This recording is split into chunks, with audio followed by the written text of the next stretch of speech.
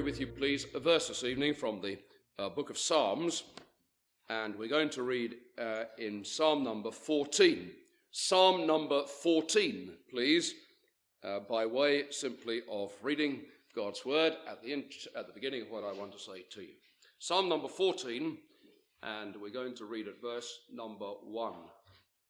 I suppose that none of us will be surprised that the Bible is very candid about the atheist.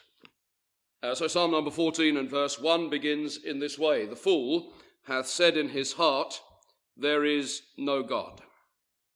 They are corrupt, they have done abominable works, there is none that doeth good. The Lord looked down from heaven upon the children of men, to see if there were any that did understand and seek God. They are all gone aside, they are altogether become filthy, there is none that doeth good, no, not one. Have all the workers of iniquity no knowledge? Who eat up my people as they eat bread, and call not upon the Lord? There were they in great fear, for God is in the generation of the righteous. You've shamed the counsel of the poor, because the Lord is his refuge. Oh, that the salvation of Israel will come out of Zion, when the Lord bringeth back the captivity of his people. Jacob shall rejoice, and Israel shall be glad." Now God bless us his word. I want to take you tonight to three improbable places, and we're going to stop at each of these three improbable places and consider some matters. Let me tell you at the beginning where we're going. First stop is the mirror. I don't know what you think when you look in the mirror, but I'm going to ask you from tonight on to think in a different way when you look in the mirror. From the mirror, we're going to proceed and pay a visit to an art gallery. In particular, we're going to pay a visit to the Tate Modern. And in the Tate Modern, we're going to look at a particular canvas. Then, towards the end of our time together, we're going to take a visit, not to the mirror, not to the art gallery, but we're going to end up at the law courts. And in each of these places, we are going to consider some compelling evidence for the existence of a supreme being who in the Bible is called God. Before we embark on that little trip, let me just remind you that we're living in an age where we might say science rules okay. And there are many scientists who say this: there is no further need for faith. Science has done away with the need for faith because science has made God redundant, or at the very best, science has made God to be mythical. In any event, many in the scientific fraternity will say this: that science contradicts the Bible and that therefore the Bible is untrue. Now listen just for a moment to these immoderate claims, in fact I might say arrogant claims, that are made and have been made by certain people. And I want to quote to you first a little thing that Bertrand Russell said. He lived in the earlier part of the last century. He was a philosopher and a materialist. This is what he said: "Whatever knowledge is attainable must be attained by scientific means."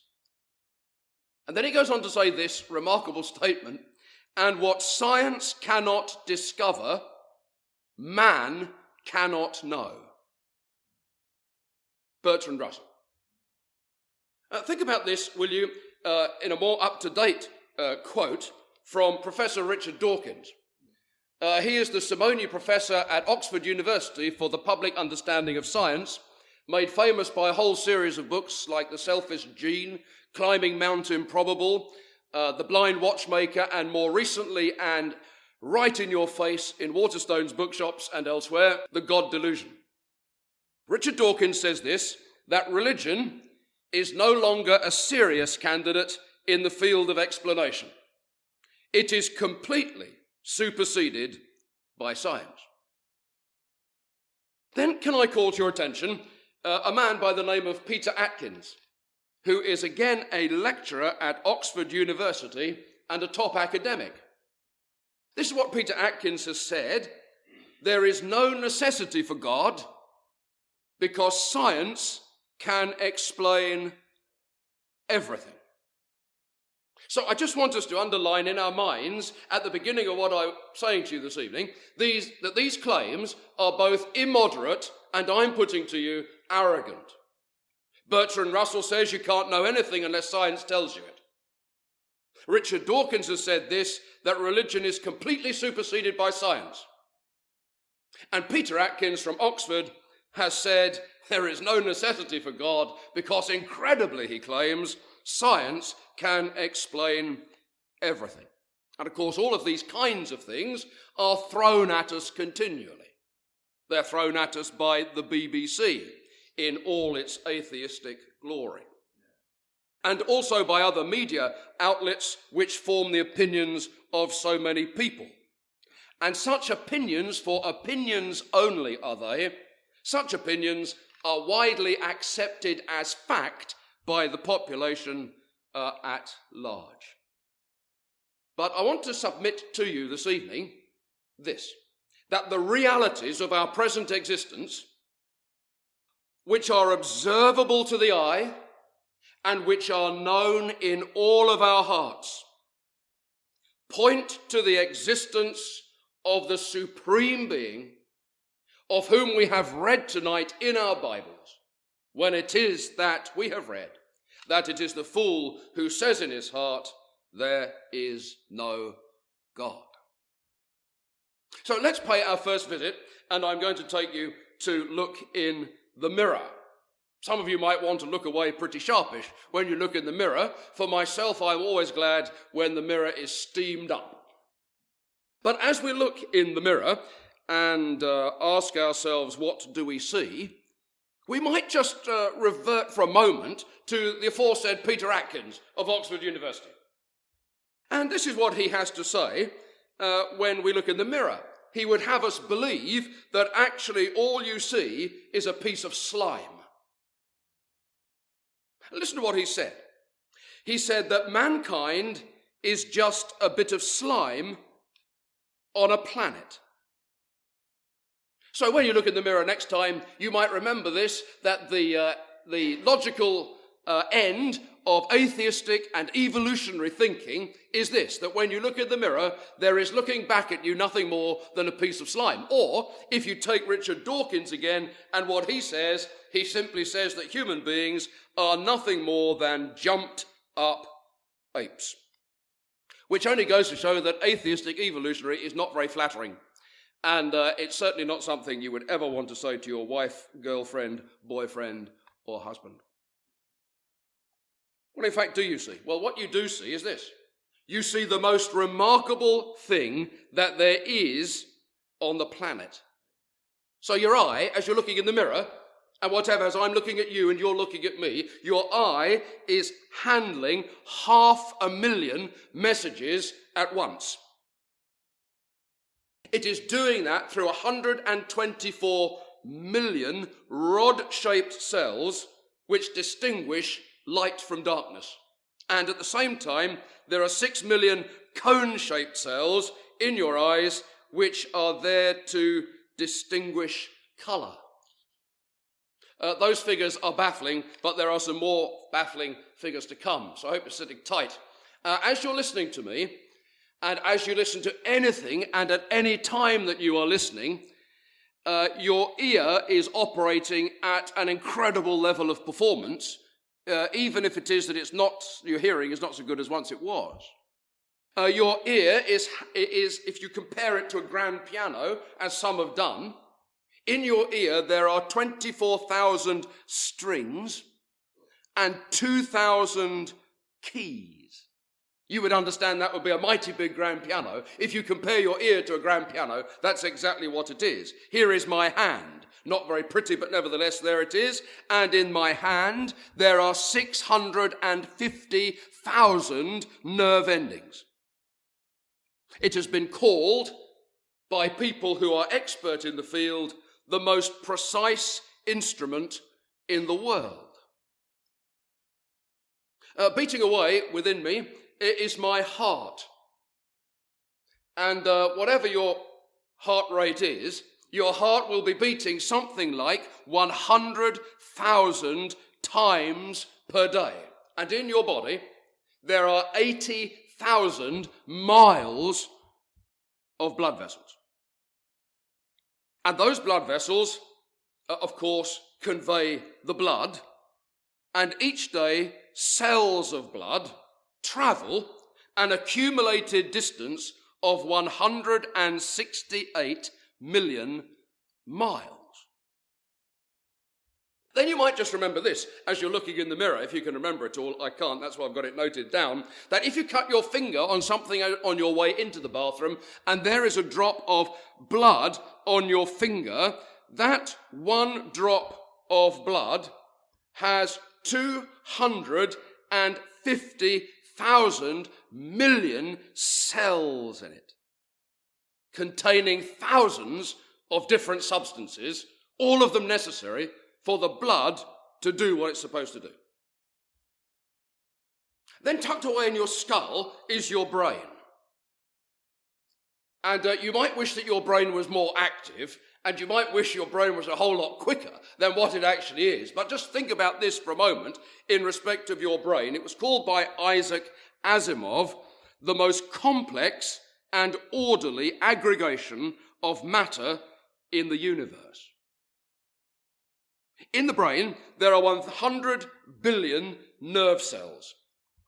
100 billion nerve cells. Each one of those has between 10,000 and 100,000 connecting rods, just to put it in everyday language, connecting rods with every single other cell that there is in the brain. And here's your skin. You might not think much of your skin, and you might apply a whole lot of lotions and potions to your skin to make it a little bit better. But there, your skin is 3 integrated layers of waterproofing. It's a sophisticated air conditioning system. It has got 6 miles of ducts, each of them a fifth of an inch long, allowing water to escape, but not to enter. Mercifully, you may sweat, but when it rains, it doesn't go in the other way. And your skin, though you might not want to know this, actually supports 6 million living organisms all at the same time. In my notes, I have a bracket that says, yuck. In your body, there are 100,000 billion cells. And as I've said to you earlier, 250 million in one drop of blood. So if you look in the mirror next time that you're near a mirror, and you look in and you say to yourself, boy, oh boy, you're a complicated person, then you will know exactly that what you're saying is right. Because what I'm trying to put over to you just now is this, that which looks at you out of the mirror is truly a most complex thing. Whether it is that we think of the eye or the ear or the hand or the foot or the heart or the brain or the blood or the skin or cells. Do you know that Richard Dawkins has said this about a cell? Very interesting thing this, that the nucleus of a cell contains a digitally coded database larger in information content than all 30 volumes of the Encyclopedia Britannica put together. Did you catch that? That's the nucleus of a cell. Listen to Michael Denton. Michael Denton has said this, that if we were to magnify a single cell 1,000 million times so that it was 20 kilometers in diameter, he says we'd see an object resembling an immense automated factory, carrying out as many unique functions as all the manufacturing activities of man on earth. Or as Michael Behe put it, you can liken the cell to a city in terms of its complicated structure. I think you'll find it's correct to say that Charles Darwin thought that a cell was a simple thing. But what modern science has discovered is this, that the cell is most complicated. I say again, it is likened to a city in terms of its complicated structure. So as you look in the mirror, what I'm wondering if you would ask yourself is this. Is it possible, could it be, that all of this is just by chance and by mere random processes. Evolution and atheism demand that all that there is has come about by blind chance and purposeless matter, and time and time and time and more time. Listen again to what Richard Dawkins has said. He says that we live in a world in which there is no design, no purpose, no evil, and no good. Nothing but blind, pitiless indifference. As you look in the mirror, think about that.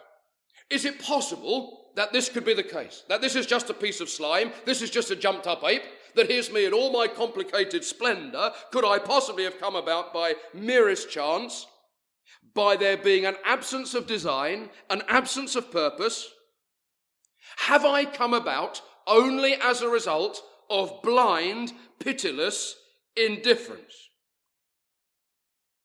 You will know this, that if someone says, I am here by chance, they have espoused two theories. Number one is the theory of the Big Bang, and number two is the theory of evolution. I don't want to spend yonks of time on this evening, but I do just want to say one or two things in respect of them. The first is this. If it is that we think in terms of the Big Bang, we're thinking of this broadly, that 15 million years ago, more than that, all our universe was contained in a speck. A speck. Many, many millions of years ago. And that speck was very hot, it was very dense, and it was very small. And in 1 million billion billionth of a second, in that short space of time, it expanded to the size of a football, and it has been expanding ever since. Well, suppose now that we just take that on board for a moment and look at that theory of the Big Bang. Really what I want to ask you is this.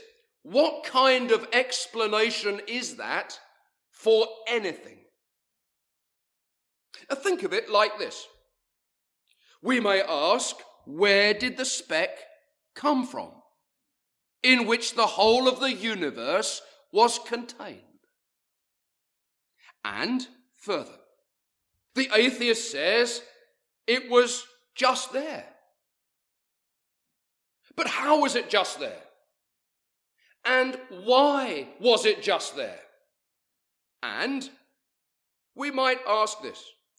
Why, in any event, is there something rather than nothing? Peter Atkins, again from Oxford, let us hear what he has to say on that particular point.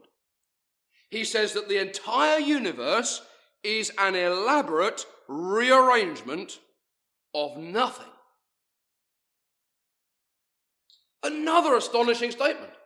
Because I suppose that all of us, whether we're scientific in our minds or not, would recognize this tonight, that nothing ever came of nothing. Some of you might just remember Mary Poppins. Nothing came of nothing, nothing ever did, I think was one of the songs that was sung. Well, it's an old Latin axiom, actually, that out of nothing, nothing comes.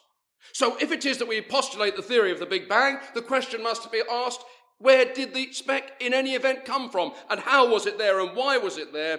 And all of the theories of the Big Bang actually cannot, in fact, address this question as to why there is something rather than nothing with any kind of argument that is persuasive. There's another question on this. If we take the Big Bang, we remember this, that even controlled explosions cause disorder. The atheist is forced to say this, that the universe was started by an unplanned, unguided, accidental, purposeless detonation. Yet, that same atheist will find that its result is governed by dependable, universal laws of physics, true to life as we know it. And the question I'm asking tonight is this: is that really something that is possible? And if it was, could it possibly have given rise to animate life on Earth? Sir Fred Hoyle said this. He was certainly not a Christian. Sir Fred Hoyle scoffed at the idea of animate life coming from the Big Bang. And he said this in a well-known quotation, that for animate life to arise out of such a thing was like a hurricane blowing over a junkyard and producing a jumbo jet. And remember that our universe, far from being disordered and disorganized, is the very opposite. We're told that if the earth was 10% larger or smaller, we would die. If, in fact, it was very slightly nearer or further from the sun, we could not survive. If it didn't spin once in 24 hours, we would die. If it was not tilted at 23.45 degrees, we would not survive. And if the ozone layer was only slightly thinner, well, we wouldn't be here. So I wanted you tonight, it's a big subject, but I'm putting to you tonight, that the Big Bang is a theory that answers none of the big questions of life in respect of its origins and in respect of its purpose. And then, of course, following on from that is what is basically an atheistic theory of evolution. And you are all well aware of the theory, but the lack of evidence for it is embarrassing. Professor Lynn Margulis is a professor in the geophysics department in the University of Massachusetts. There are times when she lectures some of the world's leading scientists. By the way, she's not a believer in the biblical account of creation. I don't think she's a believer in God. She believes in a theory of evolution called the theory of punctuated equilibrium, where there were sudden bursts in the evolutionary process. Lynn Margulis, in lecturing hundreds of the world's top scientists, asked them this question: is there anybody here who has got any unambiguous evidence for evolution? Any unambiguous evidence for evolution? And the answer is a stunning silence. Listen even to Professor Richard Dawkins. In the London Times, he was quoted as saying this: "I cannot prove it, but I believe it." Listen to the words of Francis Crick.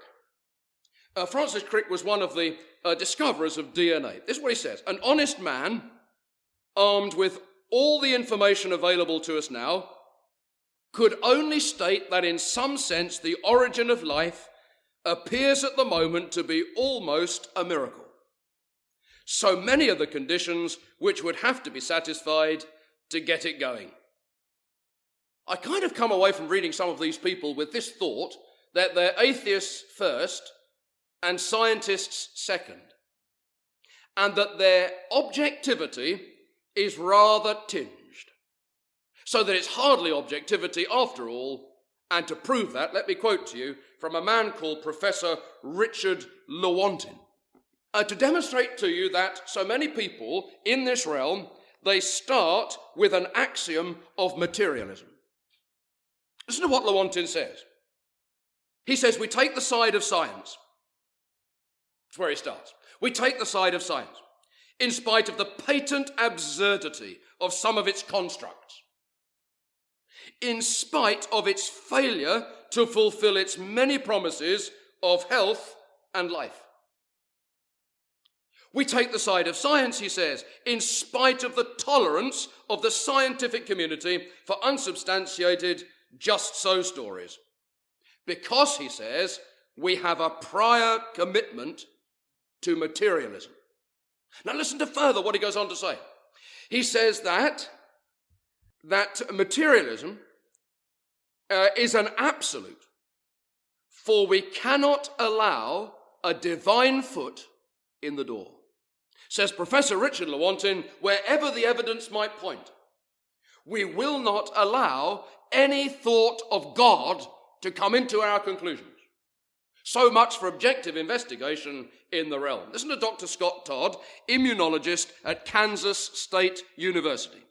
He says, even if all the data point to an intelligent designer, such a hypothesis is excluded from science because it is not naturalistic. So here we are in a world where, well, did you know, only 48% of people in the United Kingdom believe in the theory of evolution. A YouGov poll was carried out, I think, last year, maybe the year before, which came with this incredibly interesting statistic, I think, that only 48% of people in the United Kingdom believe in the theory of evolution. And we might just remember this as we're thinking about it, that in all of the investigations that have taken place in digging for fossils and all the rest of it, there have been no transitional forms found between invertebrates and vertebrates, between fish and amphibians, between amphibians and reptiles, between reptiles and mammals, and between ape or primates and men. None. So the big thing now that you come across sometimes, I was chuckling last year because I think it was somewhere in Canada, the anthropologists came up with this, that they had found the missing link. But see, the point of the matter is this, that if evolution is true, that means to say that one species has evolved from another species. There must be any number of intermediate states between the one species and the other. But the fact of the matter is this, that much to the distress of those who are in the field and looking, they have never once found a transitional form between one species and another. Now, I'm asking you to look in the mirror again. And as you look in the mirror, I'm asking you to hear the words of the psalmist in Psalm 139, I will praise thee, for I am fearfully and wonderfully made. And it seems to me that it is far easier to believe, and that there is far more evidence to substantiate this, that in actual fact, human beings are the result of the special creation of God, who made us not over billions and billions of years and as a result of random evolutionary processes, but actually has made us and has given us life. In fact, has made us in his own image. So different are we from the rest of the creation all around us. The psalmist, I believe, had it when he said this, I will praise thee, for I am fearfully and wonderfully made. Now, having brushed ourselves up in front of the mirror, we're going out. And we're heading for London. And as we go to London, we're heading for the Tate Modern. It's not my cup of tea. But in the Tate Modern, we're going to take a deep breath and go in. And we're interested in looking at a picture which was put together, well, it's a canvas anyway. I think it's a canvas. It's a work. Well, it's happened anyway. By a man called Jackson Pollock. I see that recently one of his works fetched multi-millions of pounds. But the work that we're interested in at the Tate Modern is Yellow Islands. You can see it on the Tate Modern website. This is not like a Constable painting. If you went to wherever it is that the Constables are, or even just down your local art gallery, and where you can buy paintings, prints of paintings, and buy a Constable, well, you know what it is that Constable painted. So if you bought the Haywain, or if you bought one of his other Dedham Vale and all that sort of stuff, you would know that Constable one day sat down there with his easel and his paint pots and his brushes, and he said, well, there's the cottage, and there's the river, and there's the bridge, and there's the cart, and there's the carter, and there's the children, and there's the grass, and there's the clouds, and here's the trees. And on his canvas, here's the trees, here's the sky, here's the grass, here's the river, here's the cottage, here's the hay, here's the... Everything that you see there in Dedham Vale or wherever is faithfully reproduced on John Constable's canvas. And if you went to an art gallery where Constable's works were being displayed, and you said to the curate or to the assistant or whoever, excuse me, see that, could you tell me what that is? They might just look at you and say, you blind? Or what? Because actually, you know what that is from the moment you look at it. That's a scene of English, rustic, idyllic, situation. And there's Constable, and he's faithfully reproduced it, and there it hangs. But suppose we go to the Tate Modern, and we see this work by Jackson Pollock called Yellow Islands. Let me tell you how he did it. He put the canvas on the floor, and he then stood on it. This work consists of trailed and dripping paint in a complex substructure. Well, that's what the website says. I think what it really means, reading between the lines, is this: it's a pretty awful mess. Then he applied yellow marks with a brush, and while the paint was still wet and runny, he tilted the canvas to allow it to sag and run. And it's displayed. So suppose we're in the Tate Modern, and there's the curator or there's the assistant there, and we say there's you and me there in the Tate Modern, and we say to the assistant, excuse me, see this, can you tell me what that is? Well, if we said that about John Constable's paintings, the assistant would have said, well, are you blind? Can't you see what it is? But now the assistant has a different answer for us, and the assistant would turn to us and say, well, what do you think it is? And so I say to you, what do you think it is? Well, you say, it seems to me as I look at that seems to me well, it reminds me very much of a bicycle that I had when I was a child, which actually became very rusty, and it was lying on our back patio, and the rain had got the rust of this bike so much that it created such a dreadful pattern on the patio that we've never been able to get rid of since. And as I look at this canvas, it therefore reminds me of my bicycle. I can even see the rear wheel and the tyre. And you would say to me, and what does it speak? What do you think it is? Oh, I believe that really reminds me of the seashore. And the yellow sand and the speckles of water and foam as the seas come in, and there it is. And it's all there on the seashore. Yes, it's very much reminiscent to me of the beach. So for you it's a bike, and for me it's a beach. So we say to the assistant, you'll have to put us out of our misery. Is it really a bike, or is it really the beach? And the assistant will say this to us: it's what you want it to be. It's anything you like. Whatever it seems to you to be, it is. So I say to the assistant, but I'd like to tell him he's wrong, because he says it's a bike and it's clearly not a bike. Oh, no, the assistant would say, you couldn't possibly say it's not a bike, because if it is a bike to him, then it's a bike. And if to you it's a beach, then it's a beach. And he can't say to me, it's not a beach, and I can't say to him, it's not a bike and a beach at the same time, because actually that's how we perceive it to be, and everything has become totally subjective. There is no objective meaning. There is everything that is only subjective. Listen to what Jackson Pollock himself said. He said, when I am painting, I am not much aware of what is taking place. So if we ask about this canvas, there it is, what is the purpose of this? There is no purpose. This work, this painting, this art, whatever you want to call it, is actually absurd. It is totally random. Now suppose, having been to the art gallery, we decided that we'd go away from there and we go to the concert hall. And in the concert hall, we're buying tickets at hugely inflated prices to listen to a work by John Cage. Some of you might well have heard of John Cage, and some of you might have happened to have had the misfortune to hear some of his work.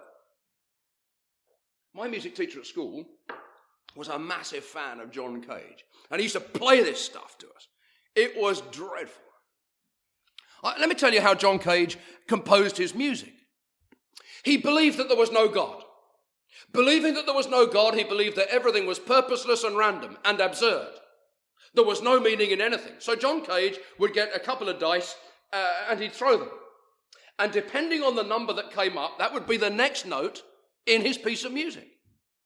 So instead of having a beautiful Mozart or Beethoven symphony or the like, what you would have is a whole series of dissonant notes, the one after the other, which to your ears became a clashing noise. But this time we've struck it lucky in the concert hall because we're listening to John Cage's famous piece, 4 minutes, 13 seconds, where the orchestra comes out and the conductor comes out and they're all set to play, but there's nothing to play. Because on the music there is absolutely nothing, and for 4 minutes and 13 seconds, the whole thing is total silence. We say what was that? Well, it is what you want it to be. You see, you can make it to be whatever you want it to be. And you might have something beautiful in your mind as you listen to it, and it might be to me, and it probably would be, just a whole representation of total and utter frustration. So it might calm you and it might frustrate me and cause me stress and tension, but the fact of the matter is that neither of us is wrong in our ability to comprehend what the thing is, because it is whatever you want it to be. John Cage, by the way, was a mycologist. That means he collected mushrooms. And John Cage said this. He said, whatever my views of randomness and absurdity in connection with this universe, he says, I know this, that when I go out and collect my mushrooms, if it is that I apply the same principles to mushroom collecting as I apply to music, I will shortly be dead. So he would. Because amongst the mushrooms he collected, of course, there would be plenty of toadstools. Well, what's all this about? Why do people paint like that? Why do people compose like that?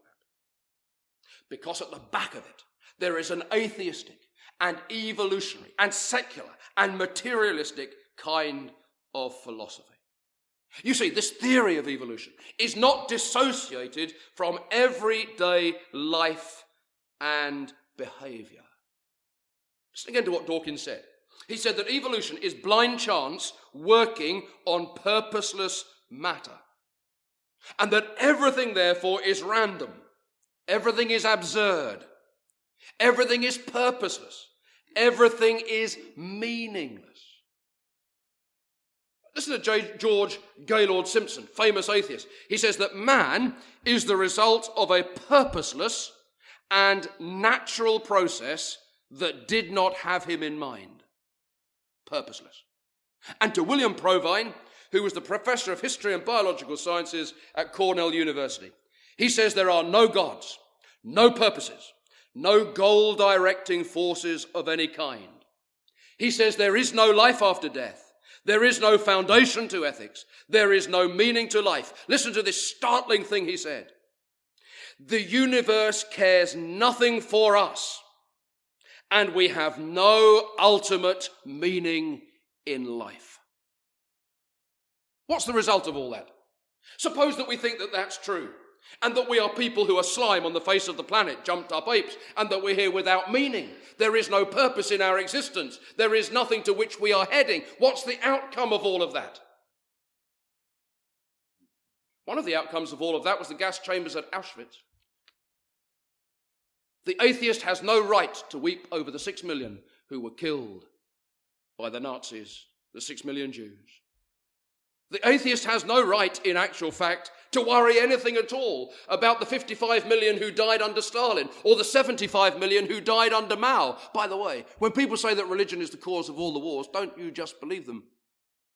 What religion caused Stalin to kill 55 million people, and Mao 75 million, and Pol Pot to kill 2 million in the killing fields of Cambodia in 18 months? They were all of them atheists through and through. I suppose we bring into this a man like Jean-Paul Sartre. You may have heard of him. He was a philosopher. He believed in atheistic existentialism. So he used to sit on the left bank of the Seine there in Paris and chat and smoke and think and write and stuff. Jean-Paul Sartre was an atheist. Sartre said this, that there was, I agree with this, he would say, there's no God.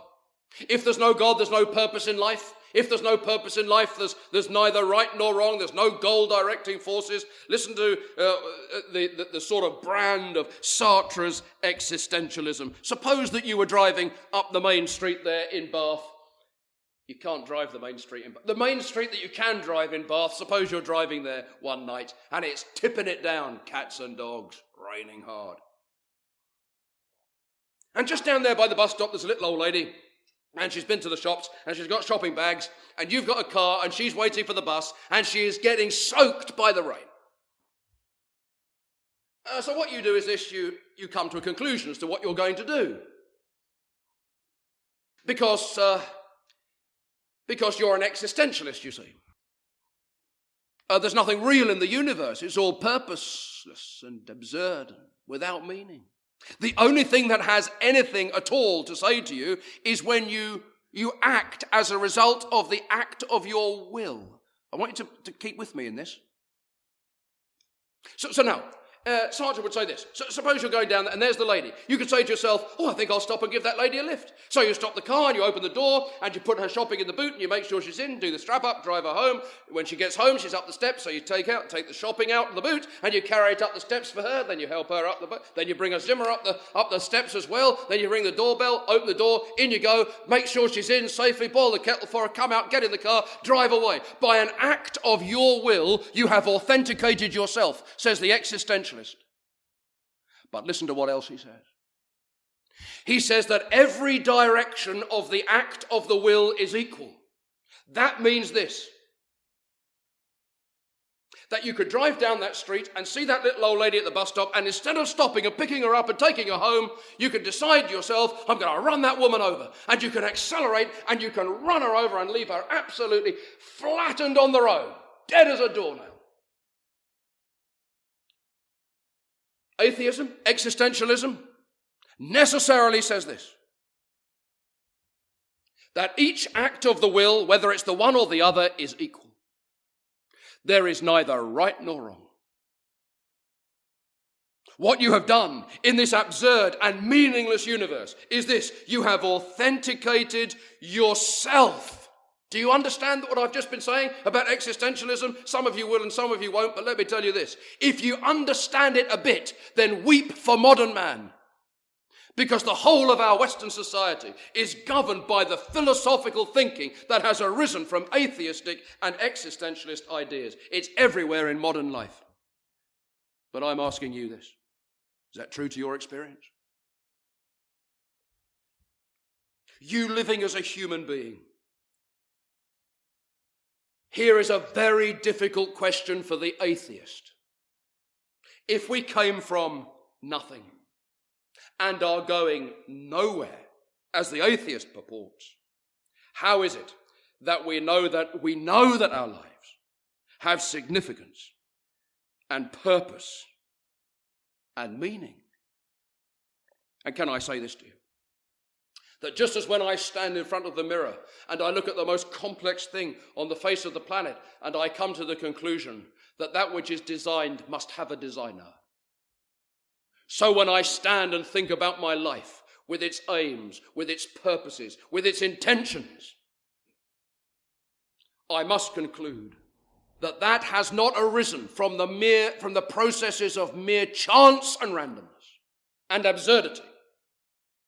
That such things must have come from a God who is supreme and a God who himself has purpose and intention and who himself has design and meaning.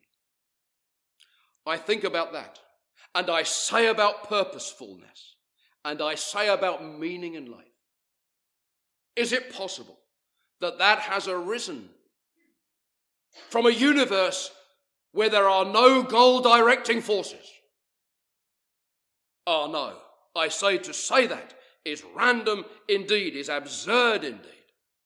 Purpose within me and purpose within us as human beings and the whole idea of meaning recognizes this, that there is a God from whom that purpose has come. Now we're finished at the concert hall and we're going to the law courts. I sat in the law court in Lewes, near where I live, when Roy Whiting was convicted of the murder of Sarah Payne. You may remember Sarah Payne was a 7-year-old girl. She was taken by a man in a white van when she'd gone from playing with her brothers to her granny's house. She was lifted by a man by the name of Roy Whiting. Her body was found some days later, some miles away in Sussex. It isn't known to this day all that he might have done to that girl. I sat just behind him as he sat in the dock at Lewis Crown Court, and the jury came in and pronounced a verdict of guilty. And the man was sentenced to life imprisonment with a recommendation from the judge that day that he never, ever more be released from prison. I sat in the court and I was thinking about this. And I thought this to myself. If it is that atheism is true, if evolution is true, if it is that we're only here for a chance process, why should we be bothered that a life has been extinguished? After all, the whole thing about evolution is this, that the strong survive and the weak don't.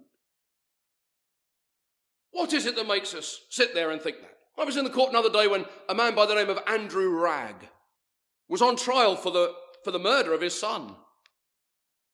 He'd come back from Iraq. He'd been in the ex-SAS and he'd been on security duties. And he came back, and I sat in the court all day one day and I listened to his account of how he came home from Iraq, and he came to the house that his wife lived in with her children, and there was his young son, 10 years old, suffering from Hunter syndrome.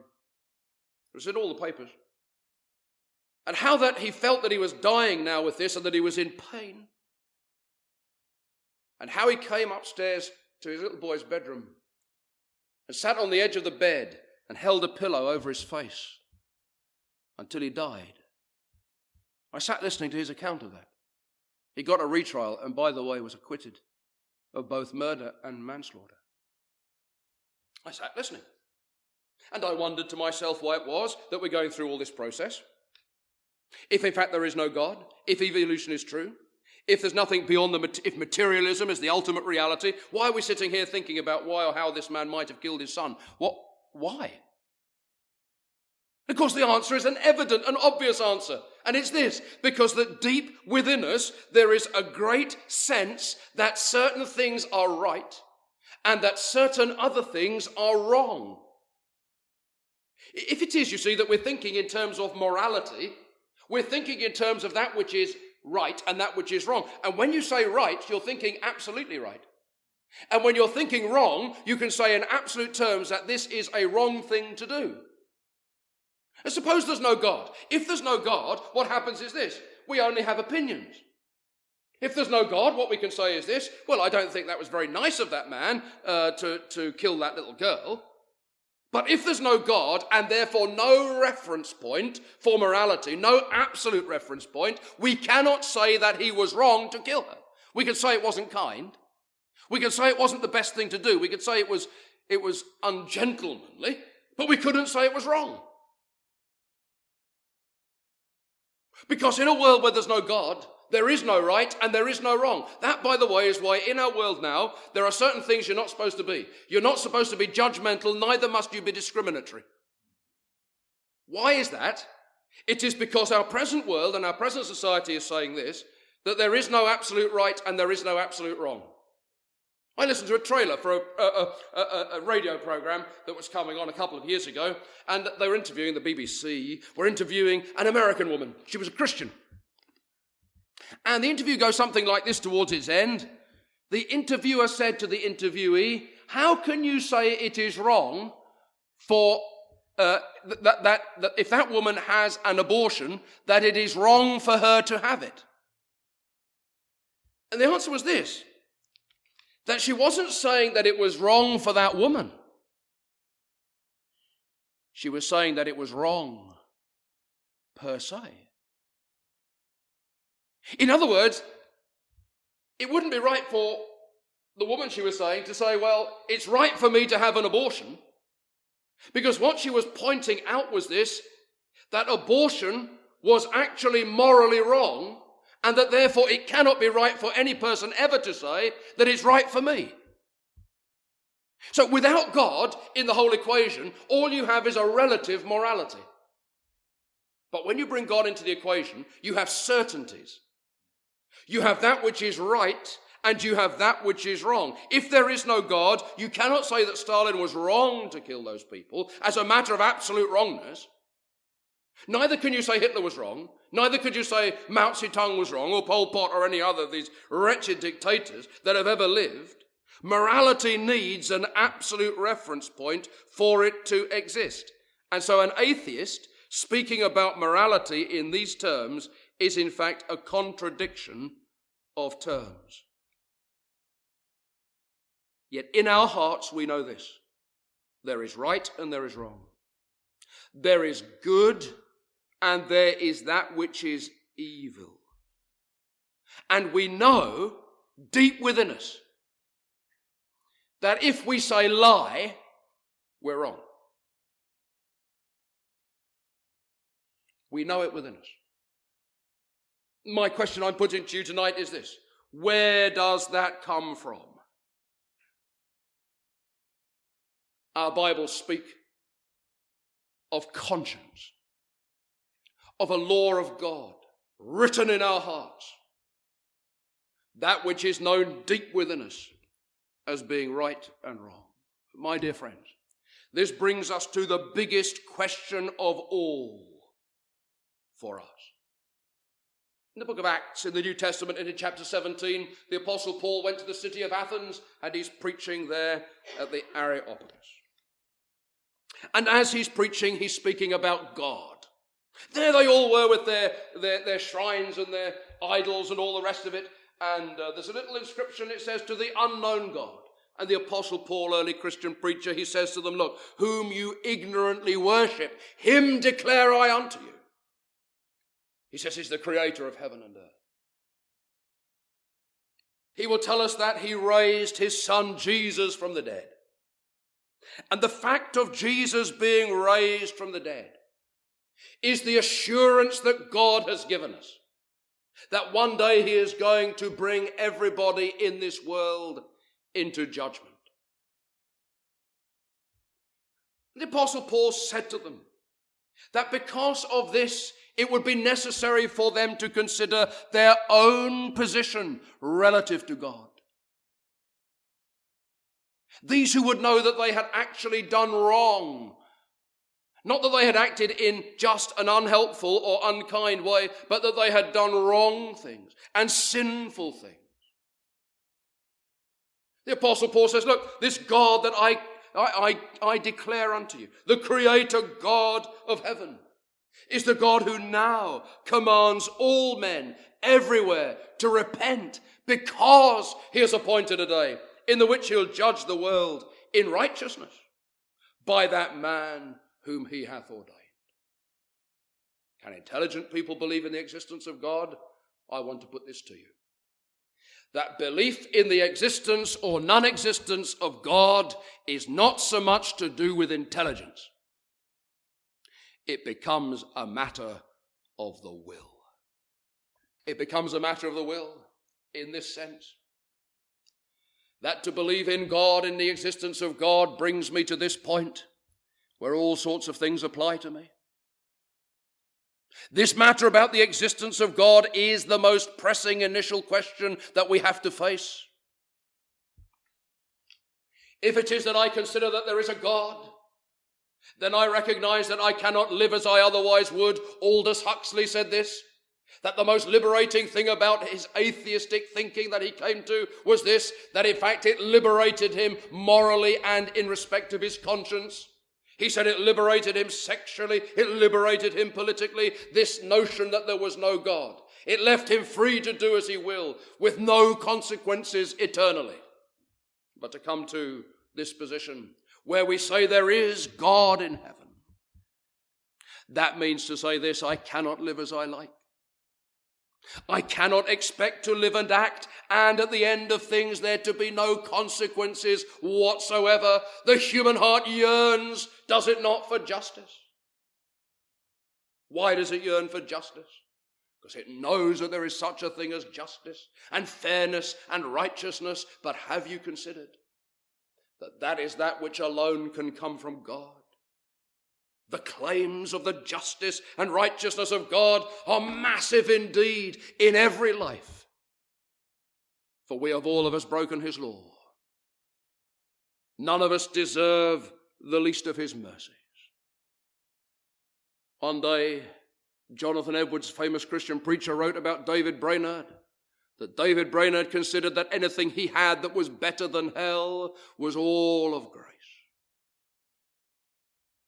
Our sins have separated us from God, but this message of the gospel that we have in our Bibles tells us that the God of heaven, who is a God of righteousness and holiness, is a God of love and mercy, that he's a God of grace.